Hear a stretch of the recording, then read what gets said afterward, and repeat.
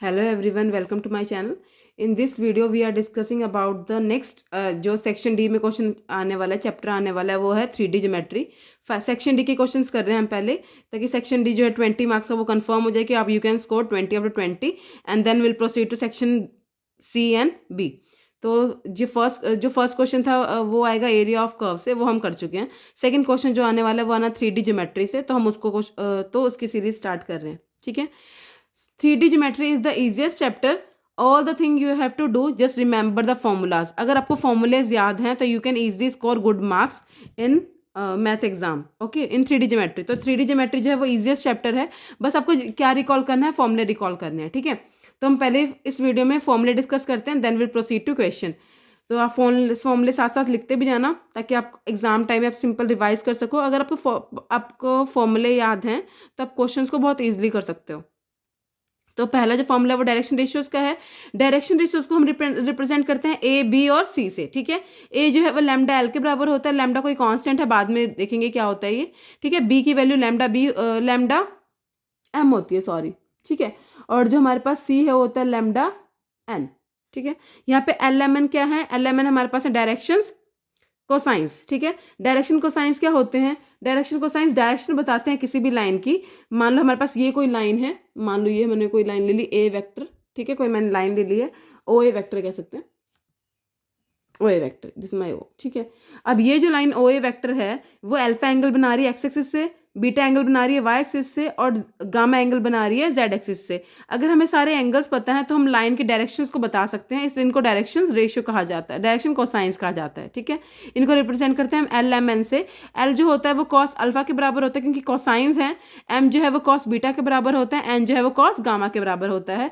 Alpha beta gamma are the directions angles. ठीक है, और इनकी प्रॉपर्टी होती है कि L square M square plus N square हमेशा इक्वल टू 1 होता है। अगर आपको एल एम एन की वैल्यू पता है तो हम निकाल सकते हैं इसको 1। ओके, इसके बाद जो इंपॉर्टेंट क्वेश्चन आता है, अगर हम मान ले कि जो मेरा लाइन है वो एक्स एक्सिस के पैरेलल है। ठीक है, अगर मेरी लाइन एक्स एक्सिस के पैरेलल हो जाएगी, मतलब एक्स एक्सिस के ऊपर आ जाएगी, तो अल्फा की वैल्यू क्या हो जाएगी? 0।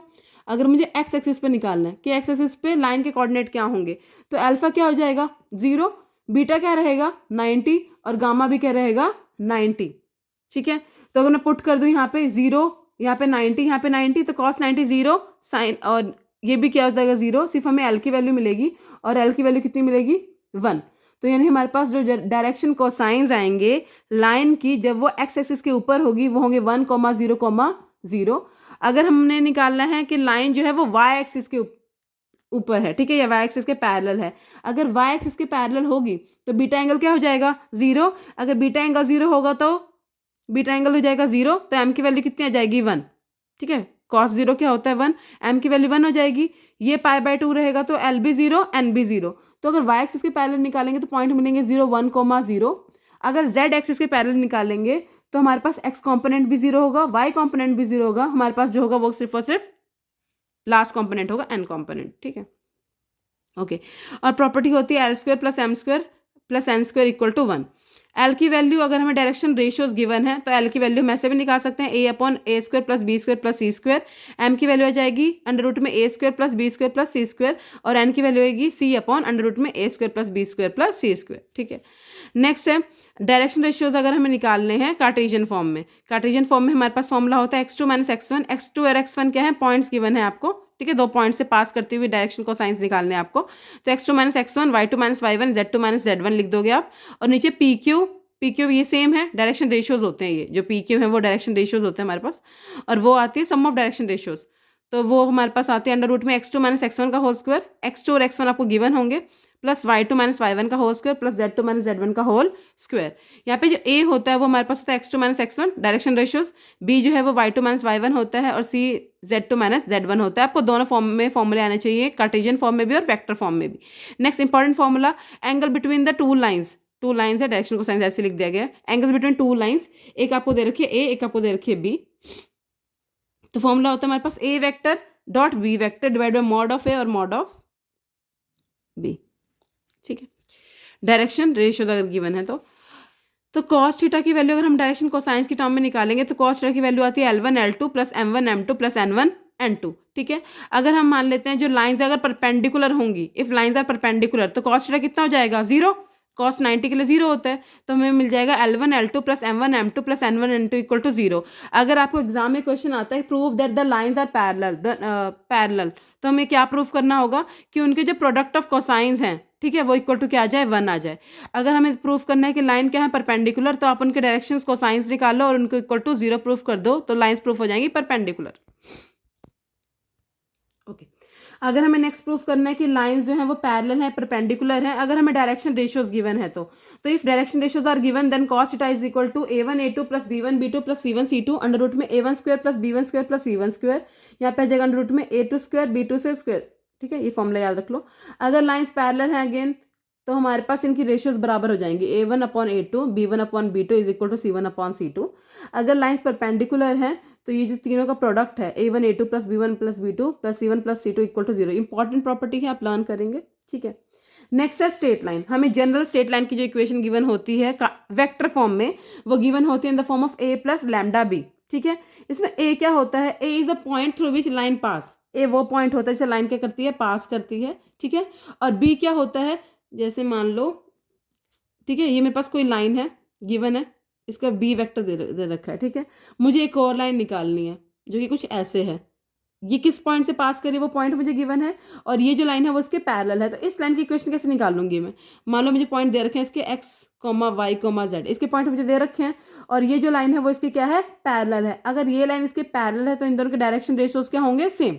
अगर लाइन्स पैरेलल होती हैं तो डायरेक्शन रेशियोज क्या होते हैं, सेम, यानी डायरेक्शन रेशियो बी की वैल्यू सेम रहेगी, all we have to change is X. ठीक है, तो इक्वेशन क्या बन जाती है, X minus x1 upon A, Y minus y1 upon B and z minus z1 upon C.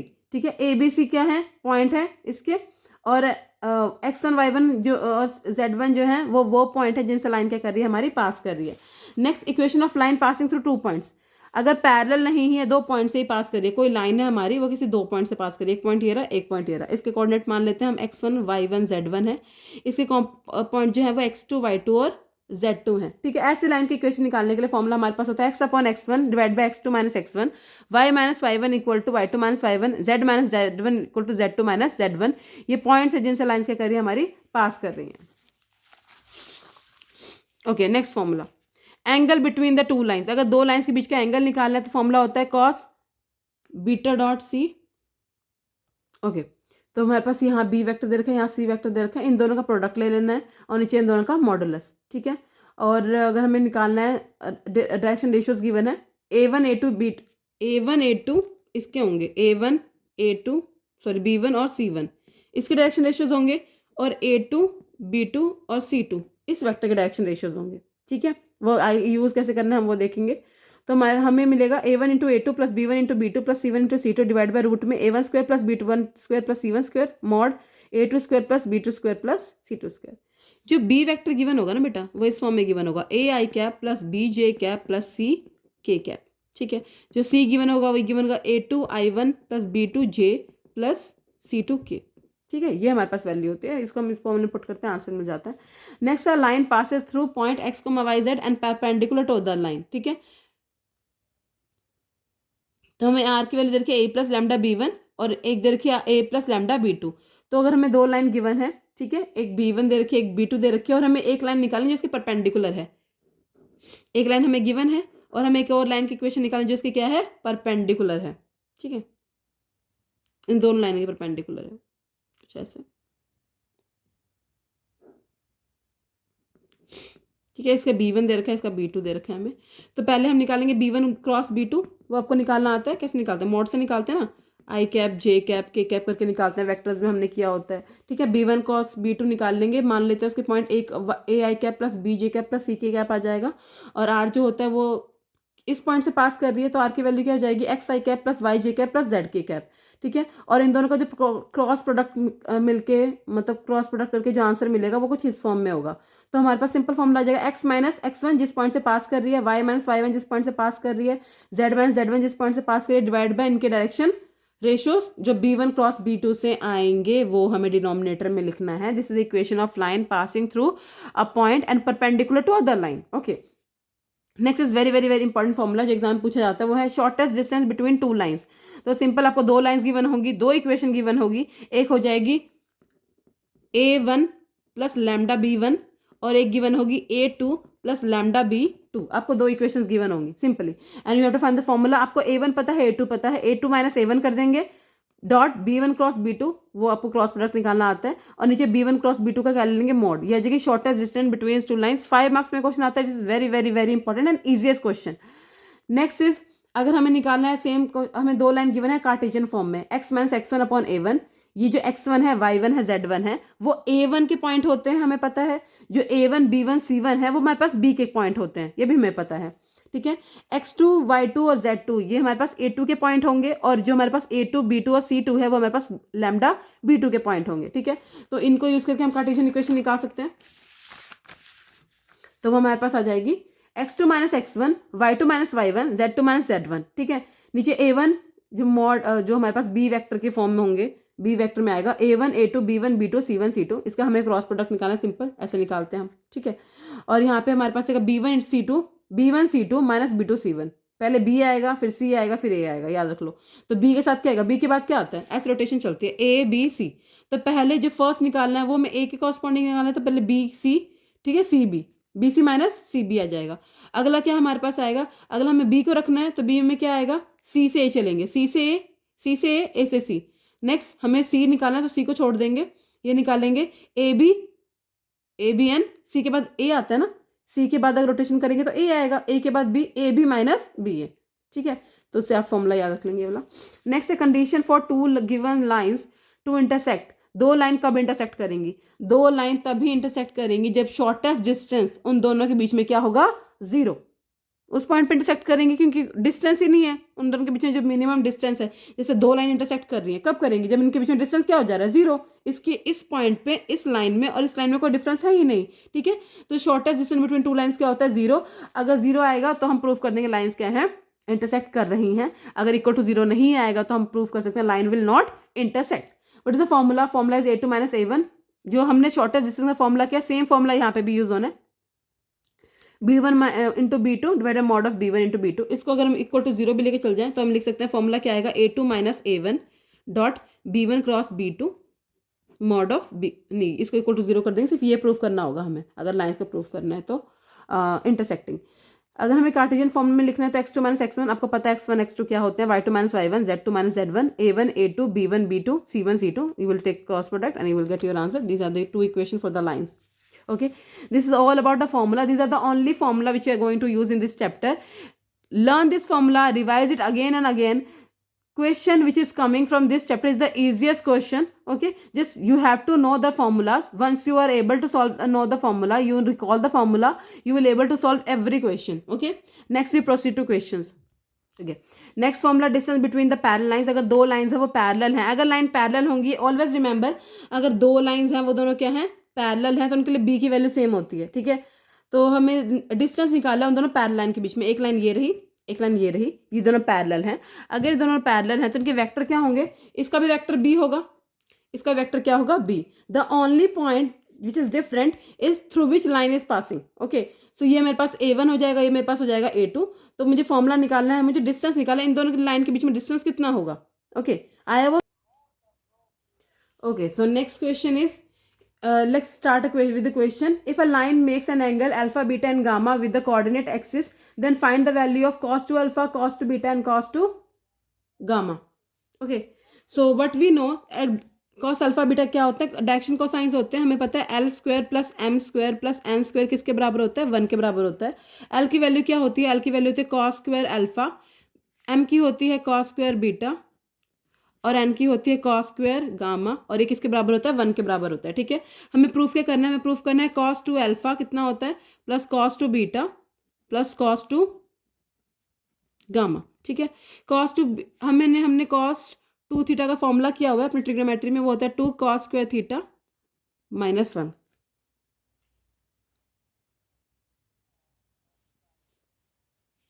ठीक है। सो cos टू अल्फा की जगह क्या पुट कर देंगे, 2 cos square alpha, 2 cos square alpha minus 1 plus 2 cos square beta minus 1 plus 2 cos square gamma minus 1, minus 1 minus 1 minus 1, this is a -3, ठीक है। 2 common निकाल लेंगे, हमें मिल जाएगा cos square alpha plus cos square beta plus cos square gamma. ठीक है, इसकी value हमने ऊपर कितने निकाली है 1, तो हो जाएगा 2 इंटू 1 -3, तो हो जाएगा 2 -3 which is equal to -1। Okay okay, next again question is find the direction cosines of the lines that makes equal angle with the coordinate axis. What is meant by equal angles? Equal angle मतलब होता है कि alpha equal to beta equal to gamma, right? So यानी cos alpha is equal to cos beta is equal to cos gamma. This is also right. What is the cos alpha? Cos alpha is L, cos beta is M, and cos gamma is N. Okay. And one more entity that we know is L square plus M square plus N square equal to 1. Now ये सारे क्या है? Equal है. हम मान लेते हैं किसी कांस्टेंट L के इक्वल होते हैं. ठीक है, तो L की वैल्यू L स्क्वायर आ गई, M की वैल्यू भी L स्क्वायर आ गई और N की वैल्यू भी कितनी आ गई? L square. तीनों किसके बराबर है? 1 के बराबर है. L प्लस है 3L square. 3L square equal to 1. So L square is equal to 1/3. Square हटाएंगे यहाँ पे कितना लगेगा? रूट. तो L is equal to plus minus 1/√3. Okay, now what are the 3 direction cosines? What are the 3 direction cosines? ठीक है, L की value कितनी है? 1/√3. M की वैल्यू भी कितना है? 1/√3. N भी कितना है? 1/√3. तो आंसर मिलेगा plus minus 1/√3 comma plus minus 1/√3 comma plus minus 1/√3. Okay. So our next question is the direction cosines of a line. ठीक है, डायरेक्शन रेशियो कोसाइंस हमें दे रखे हैं -9,11, 6,11 एंड -2,11. हमें निकालना है direction ratios. Easiest question, 1 marks question आएगा. ठीक है, तो आप याद रखो ये जो फॉर्मूला बन रहा है ना वो कुछ इस तरह का बन रहा है. देखो नीचे 9 का स्क्वायर कितना होता है? 81 प्लस 36 प्लस 4. आप देखोगे 121 आएगा. 121 किसका स्क्वायर होता है? 121 स्क्वायर होता है 11 का. ओके, सो नीचे 11 आ रखा है, तो हमारा ये जो फॉर्मूला ना कुछ ऐसा बन रहा है a/√में a square plus b square plus c square. ठीक है, तो यहाँ पे जो मेरे पास -9, 6, -2 है, दे आर डायरेक्शंस रेशियोज.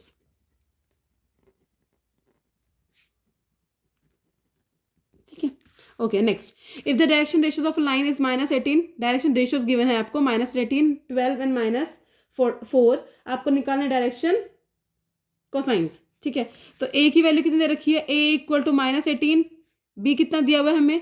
12, और c कितना दिया हुआ है? -14. हमें निकालना है l, जिसका फॉर्मूला होता है a/√में a square plus b square plus c square. तो क्वेश्चन बिकम्स इजी अगर आप a square plus b square plus c square अलग से निकाल लेते हो तो हम इसे अलग से निकाल लेंगे. a स्क्वायर कितना आएगा? 18 का स्क्वायर होता है 324. ओके, 12 का स्क्वायर होता है 144 और इसका स्क्वायर जो होता है वो होता है 16. अगर हम इसे ऐड करेंगे तो हमें मिल जाएगा 400, 484, तो हमें मिल जाएगा 484. अंडर में 484 जो कि स्क्वायर होता है 22 का. तो यानी हमें ये चीज़ किसके बराबर मिल गई? ये चीज़ मिल गई 22 के बराबर. 484 है वो किसका स्क्वायर होता है? 22 का स्क्वायर होता है. तो हमारा डिनोमिनेटर कितना है? हमारा 24. तो एल की वैल्यू कितनी आ जाएगी? एल की वैल्यू आ जाएगी 22. एल की वैल्यू आएगी -18/22. आप कट कर सकते हो -9/11. ओके, नेक्स्ट एम की वैल्यू कितनी आएगी? एम का फॉर्मूला होता है b/√में a square plus b square plus c square. Okay, b की वैल्यू कितनी है हमारे पास? 12. नीचे कितना आएगा? 22. We will cut it, we will get 6/11. Again जो हमारे पास n होगा वो क्या फॉर्मूला होता है उसका? n का फॉर्मूला था c/√में a square plus b square plus c square. तो ये कितना दे रखा है हमें? -14. नीचे कितना है? 22. You will cut it, will get -7/11. सो हमारे जो LMN आएगा वो कितना आएगा? -9/11, 6/11, -7/11. That is our required answer. Okay, next question, find the direction cosines of the line which passes through 2 point. हर टाइप के क्वेश्चंस किए हमने, वेक्टर्स गिवन वाले, कोसाइंस वाले, रेशियोज वाले, पॉइंट्स वाले भी करने वाले हैं. अगर आप ये क्वेश्चन कर ले तो आप सारे क्वेश्चन कर सकते हैं. Just revise these questions thoroughly. Okay, do it and practice it again and again. So हमें 2 पॉइंट दे रखे हैं. पहले हम निकालेंगे डायरेक्शन रेशियोज. अगर डायरेक्शन रेशियोज निकल जाती है तो हम निकालेंगे डायरेक्शन कोसाइंस. तो आपको फॉर्मूला करवाया है मैंने. जो a होता है वो कैसे निकलता है? वो निकलता है x2 - x1 से. ओके, ये मेरा x1 है, ये मेरा x2 है. तो आप वैल्यू भी लिख सकते हो. x1 कितना है मेरा? -2. y1 कितना है मेरा? 4. और z1 कितना है मेरा? 5.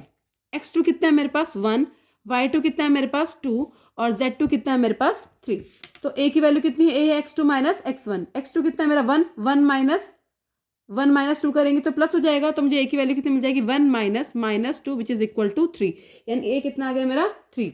बी कितना आएगा, बी होगा y2 माइनस y1, y2 की वैल्यू कितनी है 2, y1 की कितनी है 4, तो 2 minus 4 will be equal to minus 2। ये मेरा बी आया, ये मेरा ए आया, ठीक है।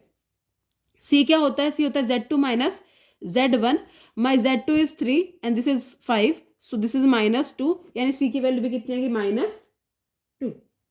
okay, let me check the points, so sorry, this is 3 and this is a -5, point गलत लिखती है मैंने, this is 3 and this is -5, so this becomes 3 and -5 8, this becomes +8। okay, so now what is the formula for L? L के formula क्या होता है, वो होता है a अंडर रूट में a square plus b square plus c square. तो पहले मैंने आपको बोला आप a square plus b square plus c square निकाल लो, तो वो किसके बराबर आएगा, वो बराबर आएगा a का स्क्वायर 9 प्लस 4 प्लस 8 का स्क्वायर कितना था 64, 64 plus 4 we will add it, we will get under root निकालना है तो हो जाएगा अंडर रूट ऑफ 77, ठीक है।